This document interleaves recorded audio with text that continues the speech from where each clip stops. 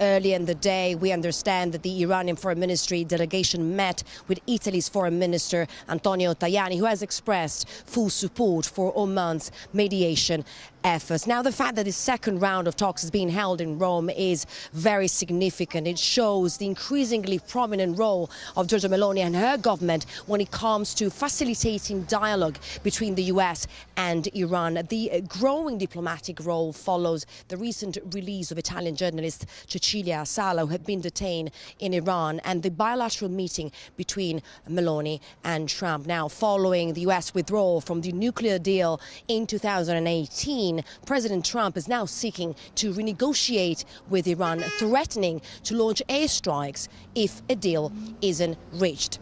È probabile che oggi non si raggiungeranno dei risultati definitivi, tuttavia l'incontro odierno potrebbe essere finalizzato a definire la cornice degli accordi successivi anche da un punto di vista temporale, come anche a definire le richieste, ovvero da parte statunitense, dei limiti all'arricchimento dell'uranio e allo stoccaggio dell'uranio stesso, e da parte iraniana una ratifica da parte del Congresso dell'accordo che si farà al fine di non rischiare che venga rimandato all'aria da un futuro presidente.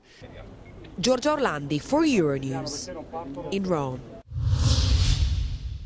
Russian President Vladimir Putin has announced a temporary Easter ceasefire in Ukraine. According to the Kremlin, the ceasefire will last from 6 p.m. Moscow time on Saturday to midnight after Easter Sunday. Putin said he had ordered all military actions to be stopped for this period. Руководствуясь гуманитарными соображениями, сегодня с 18:00 часов до 00 часов с воскресенья на понедельник российская сторона объявляет пасхальное перемирие. Приказываю на этот период остановить все боевые действия. Исходим из того, что украинская сторона последует нашему примеру. The announcement came as Russia's defense ministry said its forces pushed Ukrainian forces from one of their last remaining footholds in Russia's Kursk region. Russian attacks in Ukrainian cities over the past week have left dozens of civilians dead. Wreaths and flowers were laid at the monument to the heroes in the Polish capital on Saturday to mark the 82nd anniversary of the Warsaw Ghetto Uprising. Among them, many yellow daffodils, a flower that has become a symbol of commemoration. The Warsaw Ghetto Uprising of 1943 was the largest armed Jewish uprising during the Second World War. On the 19th of April, a group of civilians resisted and fought back Nazi troops who had entered the ghetto in an effort to deport its inhabitants to concentration camps. Among them was Marek Edelman, the last surviving leader of the uprising. Every anniversary, Edelman would receive a bouquet of yellow daffodils from an anonymous person, which he would place at the monument.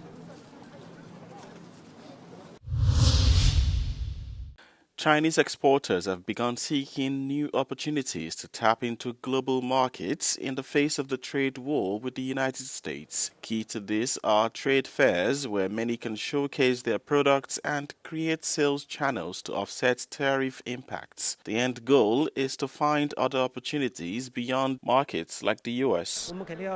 除了美国，其他地方也要去嘛。这个产品就是我们目前重点开发的，功能呢比较先进。一个波兰和荷兰的客户当场就要给我们签独家代理协议。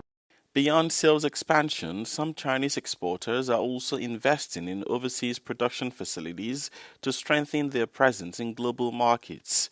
The US and Beijing are locked in a trade row that has seen Washington place levies of more than 145% on Chinese goods entering the US.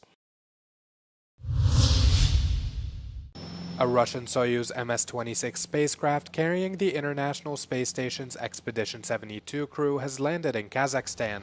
The spacecraft returned the three main crew members, Russian cosmonauts Alexei Ovchinin and Ivan Wagner, and NASA astronaut Donald Petit, back to Earth. They were on assignment at the ISS for 220 days, conducting dozens of scientific experiments and research projects. On Friday, they handed over control of the station to Expedition 73 crew, led by Japanese astronaut Takuya Onishi.